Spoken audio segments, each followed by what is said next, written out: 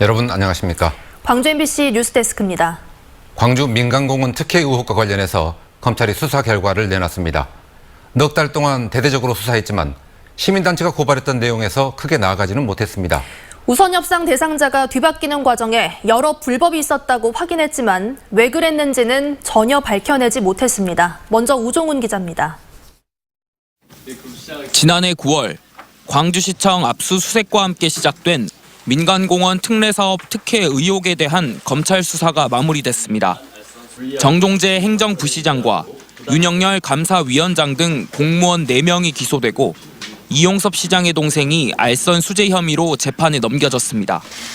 정 부시장 등은 중앙공원의 우선협상 대상자가 당초 도시공사와 금호산업에서 한양과 호반건설로 뒤바뀌도록 부당하게 특정감사 결과를 도출한 혐의를 받고 있습니다. 이 과정에서 금호산업에는 과도한 잣대를 들이댄 반면 호반건설에 대해서는 명백한 감점 사항이 있었는데도 그냥 넘어갔다고 검찰은 밝혔습니다. 검찰은 또 정 부시장 등이 업체들을 평가했던 제안심사위원회에 당초 평가 결과를 변경하도록 요구해 권리 행사를 방해하고 도시공사가 사업자 자격을 반납하도록 부당한 압력을 행사했다고 밝혔습니다.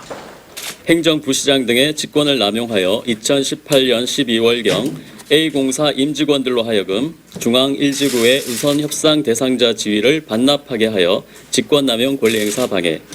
하지만 이들이 불법을 저질러가며 결과적으로 특정 업체에 혜택이 가게 한 이유를 검찰은 밝히지 못했습니다.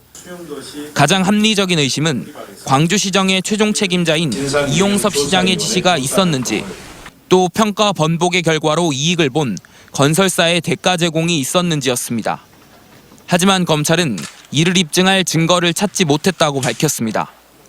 정 부시장이 특정감사를 지시하며 시장님 뜻이다라고 한 발언이 윤 감사위원장의 업무일지에 적혀 있지만 이용섭 시장이 개입한 직접 증거는 아니고 공무원들이 건설사 관계자들과 만나거나 통화한 기록은 있지만 범죄와 관련된 내용은 확인되지 않았다는 겁니다. 고발장이 접수된 지 5달 만에 수사에 착수한 뒤 광주시청 사무실과 관련자 주택 등 10여 곳을 압수수색하고 그렇게 넉 달 동안의 수사를 통해 검찰은 공무원들이 법규와 절차를 어긴 혐의를 찾아냈습니다. 하지만 이들이 불법을 저지른 이유와 그로 인해 이익을 본 대상은 이번 사건에 빠져 있습니다. 감사를 통해 우선협상 대상자를 바꾼 건 잘못된 최초 평가를 바로잡기 위해서였다는 정 부시장 등의 주장이 재판 과정에서 어떻게 받아들여질지 주목되는 대목입니다. 경실련 고발로부터 9개월여간 이어져온 검찰 수사는 이용섭 시장이 직접적으로 개입한 증거를 찾지 못하면서 공무원 등을 기소하는 것으로 마무리됐습니다. MBC 뉴스 우종훈입니다.